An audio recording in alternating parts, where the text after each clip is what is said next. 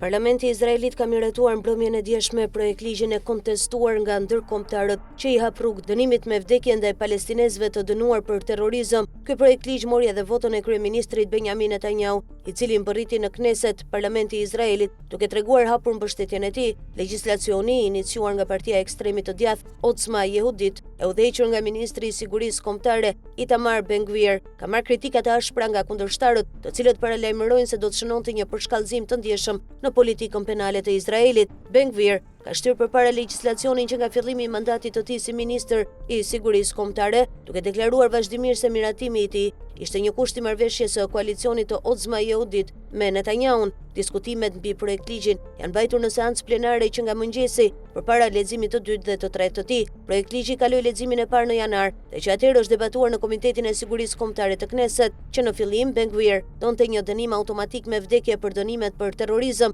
dhe kjo ishte skica e miratuar në leximin e parë. Versioni i rishkruar përcakton që një gjyqtar do të vendosë midis dënimit me vdekje dhe burgimit të përjetshëm. Legjislacioni ka psuar disa ndryshime në javët e fundit për të zbutur disa nga aspektet e tij teknike, pas kritikave se disa dispozita ishin shumë të ashpra ose jo realiste. Projektligji fillimisht kishte propozuar gjithashtu kryerjen e ekzekutimeve me injeksion vdekjeprurës përpara se të kalonte në varje. Pasi Komiteti i Sigurisë Kombëtare i Knesset e çoi përpara projektligjin javën e kaluar për leximin përfundimtar, Ben-Gvir e quajti atë një moment historik drejtësie dhe u zotua të vazhdoi të udhëheqë një politikë të pakompromis kundër terrorizmit. Komisioni i Knesset ka zhvilluar diskutime maraton mbi projektligjin për ta çuar atë përpara me shpejtësi, me diskutimet që vazhdojnë në mes të luftës. Ligjvënësit e opozitës e kanë kritikuar ashpër koalicionin për çuarjen përpara të legjislacionit kontrovers që nuk lidhet me luftën gjatë operacionit Luani zhurmëmor. Kreu i partisë Israel Beitenu, Avigdor Lieberman, votojnë në favor të projektligjit pasi qëndrimi i tij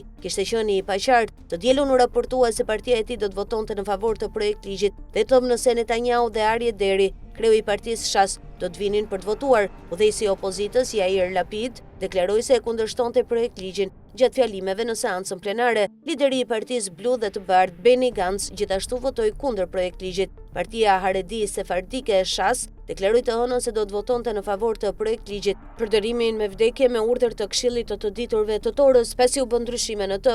Sipas propozimeve, të dënuarit me vdekje do të mbaheshin në një strukturë të veçantë pa vizita, përveç personelit të autorizuar, me konsultime ligjore që do të zhvilloheshin vetëm nëpërmjet lidhjes video. Ekzekutimet do të kryheshin brenda 90 ditëve nga dhënia e dënimit, masa u lejon gjykatave të vendosnin dënimin me vdekje pa një kërkesë nga prokurorët dhe pa kërkuar unanimitet, duke lejuar në vend të kësaj një vendim me shumicë të thjeshtë. Gjykatat ushtarake në bregun perëndimor të pushtuar do të kenë gjithashtu të drejtë të japin dënime me vdekje, me ministrin e mbrojtjes në gjendje të paraqesë një mendim. Për palestinezët nën pushtim, projektligji do të mbyllte rrugët për apelim ose falje, ndërsa të burgosurit e gjykuar brenda Izraelit mund të shohin dënimet e tyre të ndryshojnë në burgim të përjetshëm. Zyrtarët ushtarak dhe ministrit kanë paralajmëruar vazhdimisht se ligji i propozuar mund të shkelë ligjin ndërkombëtar dhe t'i ekspozojë komandantët Izraelit ndaj urdhër arresteve jashtë vendit. Ministrit e drejtësisë dhe të jashtme i kanë përsëritur këto shqetësime në muajt e fundit, ndërsa projektligji vazhdoi të përparonte përmes diskutimeve të komisioneve. Pavarësisht shqetësimeve në rritje ligjore, projektligji ka ecur përpara duke shkaktuar akuza nga kundërshtarët se qeveria po shtyn përpara një mas me implikime serioze morale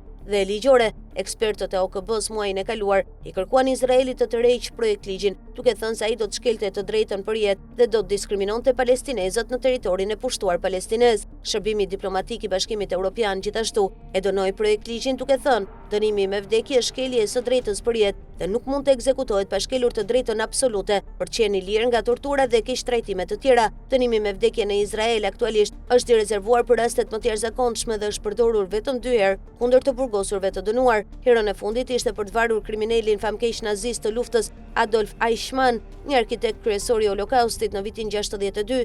Të dielën ministrat e jashtëm të Gjermanisë, Francës, Italisë dhe Mbretërisë së Bashkuar u bën thirrje ligjvënësve izraelita hedhin poshtë projektligjin. Ministrat evropian thanë se kjo kishte një karakter diskriminues de facto dhe rrezikonte të minonte angazhimet e Izraelit ndaj parimeve demokratike, por me sa duket, Izraeli ka vendosur të injorojë thirrjet e tyre.